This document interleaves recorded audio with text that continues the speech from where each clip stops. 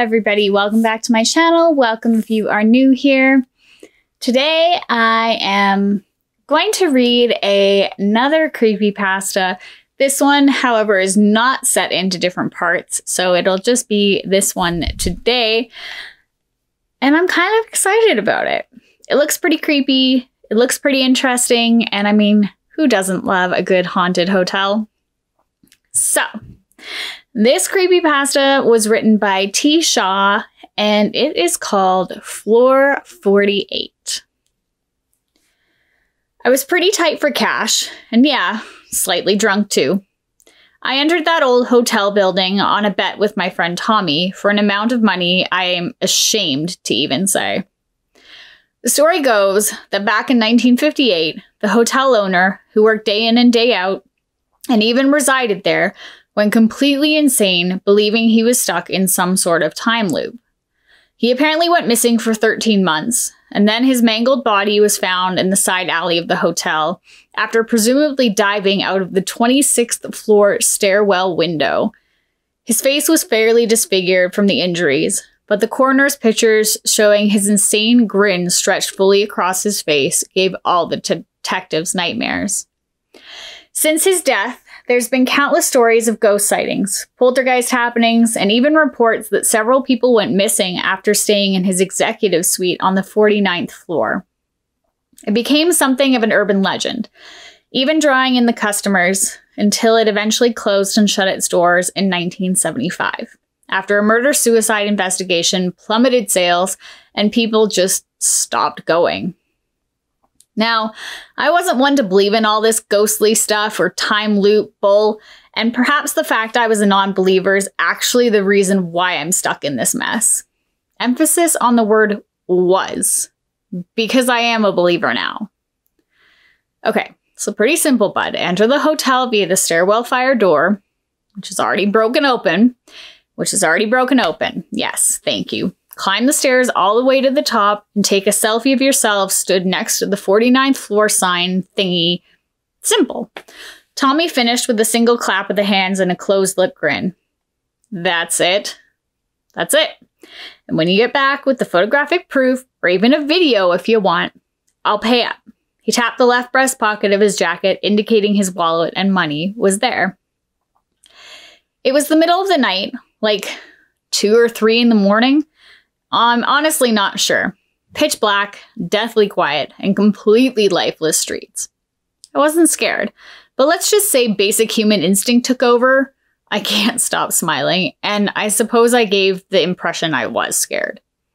So where are you gonna be? I mean, like, where are you gonna wait for me while I'm climbing these millions of stairs and apparently warding off evil spirits? I thought I'd manage to hide it under the humor, but Tommy saw straight through me and a smug smile began to form in the corner of his mouth. Hey man, if you don't want to do it, or you need me to hold your hand, or want me to wait at the bottom of the stairs and keep shouting, "Are you okay?" then the deal is off and no payment. Again, he finished with a closed lip grin. I exhaled loudly for a pissed off effect, slapped Tommy on the shoulder, and proudly walked across the road towards the alleyway, alone. Before being engulfed by the shadows completely, I turned to look over my shoulder at Tommy again. Human instinct, I think. I can't stop smiling. To see him attempting to keep his balance as he drunkenly slumps to the curb. Okay, good. He's not going anywhere anytime soon. I continued into the shadows in search of the broken fire door that leads directly into the building. Rumor has it that some teenagers jimmied the door a couple months ago, and the police, or whoever's job it is, have never sealed it up again. I was just getting my phone out of my pocket for a light source when a loud and rusty creak from the right made my heart skip a beat or two. Jesus! A beam of light escaped through the narrow opening of the door. The fact that the hotel is abandoned and has absolutely no power didn't even enter my slightly intoxicated brain at the time. I was just glad for some light. I poked my fingers through and quickly pulled the door open. The light was pure and ultra bright. It took me a moment for my eyes to adjust and stop squinting. I walked through the threshold with a smile. After all, I was expecting complete darkness. The building didn't seem creepy at all.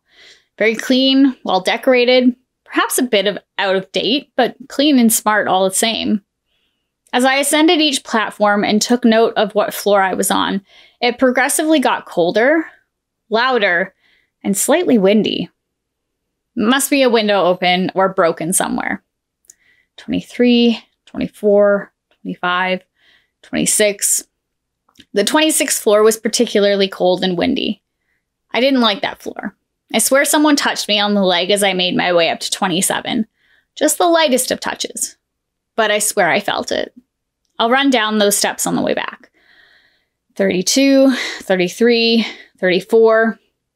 I was getting pretty tired by this point, and apart from a potential leg touching, no other signs of ghosts or demons or anything supernatural had happened. And I was feeling pretty good with myself for making an easy money out of my drunken friend. 40. Okay, yeah, pretty out of breath by this point, but I'd come too far to fail now. I decided to take a quick 30-second break, lean on the windowsill, and peer out the window in search of Tommy. I could very clearly make him out, but the guy sat next to him seemed kind of blurry. They were in full conversation, their arms waving and flailing in the air with drunken coordination and continuously passing a bottle back and forth. Seemed harmless enough. Got a new friend there, Tommy boy. It was weird to hear my own voice echo and bounce off the walls. I sucked in some more oxygen and continued on my mission. 44, 45, 46, 47, 48, 48, 48. What the? I stopped on the platform to catch my breath once more, leaning on my knees as if it would help my lungs absorb the oxygen quicker. I kept turning around and looking down the steps. I had just scaled, looking up the stairwell to the steps yet to come. What the? I climbed another set. 48. Another set. 48. I stopped and shook my head to myself. Surely I was just seeing things. I climbed another set. 48. Okay, that's it. I swiftly whipped out my phone, took a strange-looking selfie of me and the brass plaque stating that I was on the 48th floor, and I began descending out of there. At least down, it was so much easier. 48, 48, 48, 48, 48, 48. I went down 20 or 30 flights maybe, but at each and every level, the brass plaque still stated I was on the 48th floor. I went up and down the stairs, God knows how many times. I tried every single door at each level too, just in case one was left open and I could escape a different way. Not a single door opened. They were all solidly locked. Deadbolted, welded, cemented, who knows? But those doors were not opening for anyone. I can honestly tell you I had absolutely no idea what floor I was on when the idea of phoning Tommy finally entered my mind. I guess I should have kept count from the moment I saw the second 48th plaque, but I was too far freaked out by then to plan that part. Yes! My phone had full signal. I quickly tapped and flicked through my contacts until I reached Tommy's number. I walked to the window as the phone began to ring. I could no longer see Tommy or his newfound friend. The phone was ringing in my ear, over and over. My eyes widened as I scanned the dark streets back and forth. Back and forth. There was no sign of Tommy. No sign of anyone. The phone continued to ring as I pulled it away from my ear. The screen lit up, showing me Tommy's name and number, and the end call button. I swiped the red icon and cut off the call. That was when I realized the time and date. 16/23/09/05/2015. Whoa. What the? Okay, so firstly, my phone is saying that it's nearly 4:30 in the afternoon, yet it's still pitch black outside, and surely I haven't been in this building for over 12 hours. And secondly, how the hell is it 2015? By this point, I'd sat down on one of the steps, my left hand supporting my head and my phone loosely held in my right. I wanted to call the police, but feared I'd be made a fool. I thought about it, over and over, and then finally concluded that I'd much rather be made a fool by officers than left stranded in an abandoned hotel and stuck on a never-ending floor. I unlocked my phone screen to dial the 3 magical numbers when my heart skipped a beat again. I couldn't believe my own eyes. 0345 14 08 2013. What? I locked and unlocked the phone once more. 2256 29 03 1959. Nope. I dropped the phone out of my hand on purpose and let it crash to the floor. I heard the inevitable smashing sound as it hit the cement, screen down, and I closed my eyes with pure regret. I stood up and paced in a circle on the tiny platform between levels. Ba-ding! I was pretty shocked my phone was still alive. Never mind receiving messages. The moment I leaned over to retrieve my half-broken phone, a loud and brain-shattering crash echoed throughout the stairwell. Up and down, the sound reverberated back and forth against itself, which somehow made it louder, and instinctively I covered my ears. The sound was harrowing, terrifying, and disturbing in many ways that I just can't quite describe. It was freezing cold and whipping around my body like some sort of sound wind. I had to climb 22 more flights of stairs before I could no longer hear the sound and finally feel my fingers again. It was much darker up here, though, but I set up camp anyway. This is now my floor. By this point, I had already lost touch with reality and had absolutely no clue to what time it was. I sat in a slump and began to cry. Basic human instinct. I can't stop smiling. I'd been pretty desperately crying for a while when the lights went out. Damn. The sudden darkness gave way to the beginning of my madness. I screamed for a very long time. I screamed and screamed and screamed. I screamed until my voice finally gave way. I imagined the inside of my throat as a chunk of raw meat that had been rubbed with coarse sandpaper. After my voice collapsed, I started on the walls. I didn't want to use my hands, so I kicked them instead. Over and over and over again, eventually breaking every single toe. When the adrenaline ran out, I could no longer stand.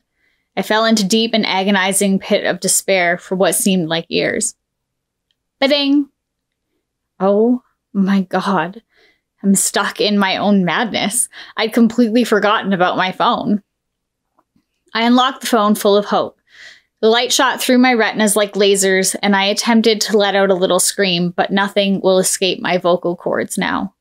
So my mouth just draped open in anguish. 12/15, 02, 01, 2019. This time, I just smiled. I walked into this building on 02/01/2009. My screen was only slightly smashed, so I could still use it. First, I tried calling Tommy again, but there was no dial tone, and the voice that spoke was not what I expected to hear. It was low and whispering, raspy and fast. Take the leap to 49. Take the leap to 49. Take the leap to 49. Take the leap to 49. I hung up, smiling. I tried calling the police. Take the leap to 49. Take the leap to 49. Take the leap to 49. Take the leap to 49. I hung up again. My shoulders were swiftly moving up and down in accordance with my soundless laughter. It felt pretty good. Now I can't stop silently laughing to myself. I wanted to claw my own eyes out, but by this point, and I needed something to keep my hands occupied. So I decided to tell you all my story on here. Thought maybe someone might get a kick out of it. Or maybe someone can even help me. I don't know. I kind of want to take that leap, if I'm honest. The thought just makes me smile. After all, it's just basic human instinct. When my smiling face hit the floor, I thought it was finally over. The air felt warm as it rushed through my raw windpipe. Maybe it wasn't warm. Maybe I'd just been cold for so long. If you think you'd be able to keep your eyes open in free fall, then you're wrong. I can tell you now it's impossible. I can also tell you that you will feel unbelievable agony. Is it worse than the spiral of insanity? Yes, maybe. Imagine the worst hangover you've ever had and multiply that by 1,000. Then take a drill to your skull and repeatedly drill for 10 years. That would roughly match the immense pain of one's head smashing clean into the ground. When the pain finally stopped and I opened my eyes, Tommy was waving the bottle of whiskey in my face. Hey, do you want any more or what? We were sat on the curb across the street from the hotel I just leapt from. What? Tommy was persistently and drunkenly waving the glass bottle closer and closer to my face until I finally grabbed it from him and pushed his drunken ass away. I drank that whiskey like it was crisp and fresh water from the Swiss Alps. I took in a deep breath once I finished, expecting to vomit the whole thing back up again, but my stomach seemed to be handling it. Perhaps my brain told my stomach to hold it in. Wait until the toxins at least reach me, dude, then you can throw up all you want. My mind was running at half capacity and I could barely think. My memory was starting to become foggier by the second, and as I passed the bottle back to Tommy, as I pretended to listen to his drunken nonsense of a story, but in reality, I couldn't hear a single word he was saying. My eyes locked onto the person standing in the window, peering out at us. The silhouette could only be just made out. They were standing in darkness, directly in the center of the first floor window pane. It was unsettling feeling their eyes on us, watching us. Tommy accidentally hits me in the face with his forever flailing arms, and I bat him away once more. Dude, ow! Watch what you're doing! Sorry, man, but listen, I lost interest once more and returned my focus to the person in the window that was now no longer there. I squinted my eyes as if to zoom in on the window across the road. Nothing. I could hear music. Tommy finally stopped talking. I guess he could hear it too. The music got louder as he pulled his phone from his jacket pocket. You're ringing me from your pocket again, dude. Oh, I patted my own jacket and searched for my phone. I stood up and checked every pocket I was wearing. No phone. Where is it? Wait. I pointed at the hotel building across the road and confusingly looked back at Tommy. Did I already go in there? Huh? What? Tommy looked more drunk than confused, and I realized I wasn't getting a competent answer from him anytime soon. Tommy, I think you should just go home, mate. You're too drunk and in need of a bed. I expected him to give me more of a fight. He normally does when he's this inebriated. But he insistently nodded his head in agreement and slowly began to rise to a wobbling mess of a stance. And I had watched him slowly sway down the street and eventually out of sight. As I walked into the shadows of the side alley, I fell over something metal that clanged and echoed throughout. It was a crowbar. I couldn't see, but I knew what it was. I felt around in the darkness for the door I somehow knew was there. I popped the crowbar into the tiny slither between the door and frame and jimmied the fire door open with one swift movement. That was easier than I thought. A beam of light escaped through the narrow opening of the door. I poked my fingers through and quickly pulled the door open. The light was pure and ultra bright. It took me a moment for my eyes to adjust and stop squinting. Whoa. Have I done this before? 6, 7, 8. I take the steps 2 by 2 with my eyes constantly on the ground searching for my lost phone. Is it even in here? 23, 24, 25, 26. Was I expecting to find it? No. Did I find it? Yes. In the middle of the platform of the 26th floor. The moment I leaned over to retrieve my half-broken phone, a loud and brain-shattering crash echoed throughout the stairwell. Up and down, the sound reverberated back and forth against itself, which somehow made it louder and instinctively covered my ears. Okay, that's a really strange feeling. Have I actually done this before? I curled into a ball and sit in the corner of the platform between levels. The sound wind whipped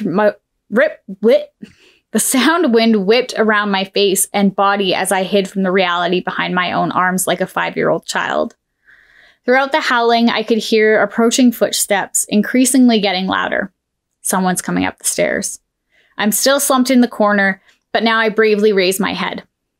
My mouth fell open in disbelief as the familiar figure came into view up the stairs. It was me. I'm surprised I moved at all, but as he strolled past me, completely ignoring my presence, I reached out to see if he was real, but he was moving pretty fast, and I only just managed to graze his leg. I say graze, it felt more like I went through him. Me? Do I follow him? Yes. No. Okay. I don't know. Wait. Send him a message. I unlocked my phone, got rid of the current Reddit page it was open to, and typed out a message to him. Myself? Get out. Honestly, I didn't know what else to put. Ba-ding. I heard the phone's tone vibrate down through the stairs. Surely he'd message back. Will he, though? Oh my god. I'm getting so confused. After waiting a couple of minutes and receiving no reply, I decided to take a different approach. I had no idea what was happening, but had to do something. I figured if I couldn't touch me, then I had to at least try and get my attention. I still had the crowbar with me, and I acted on the sudden idea before I'd fully thought through. I flung the crowbar over my shoulder and swung it like a baseball bat as fast and as hard as I could at the window pane on the 26th floor. The single pane shattered into a billion pieces, flying in all directions, including my face and open mouth. Hundreds of tiny shards fly to the back of the throat, and I begin to gag and gasp for air. I swallowed hard, lining my windpipe with sparkling diamonds, and I continued to swallow over and over to take away the agonizing sting. From my shattering blow, the sound wind returned and whisked up and down through the stairwell once more. I could now hear crying and whimpering in the distance. Upstairs? Was it him? He had been desperately crying for a while when the lights went out. Damn. The sudden darkness gave way to the beginning of his screams. He screamed for a very long time. He screamed and screamed. I covered my ears, but it helped nothing. After he finally stopped screaming, I guess his voice gave in. I could hear him hitting the walls, kicking or punching them over and over again. After what seemed like an eternity, the pounding finally stopped, and the atmosphere fell into a deep and agonizing pit of despair for what seemed like years. I thought I'd try messaging him again. I sent the same message, and I heard the same ba-ding as before, but I never received a reply. As I waited, I decided to go through my phone and reopen the Reddit page I had closed before. I read the entire entry I'd apparently already written, and the insanity spiral hit me like a crumbling tower of bricks. My phone lit up immediately. It was him. Me. Him? My badly cut throat could only muster a low and raspy voice, and I said the only words I could think of. Take the leap to 49. Take the leap to 49. Take the leap to 49. Take the leap to 49. That is the end of that story. That was really cool. I give major props to that writer for that story. My head is still spinning from all of that. That was so well written. Yeah. I would love to hear your thoughts on this story. Please leave a comment down below. If you haven't already, please give this video a big thumbs up. Hit the subscribe button, turn on the notifications as I do upload every Monday, Wednesday, and Friday. And I cannot wait to catch you guys in the next video.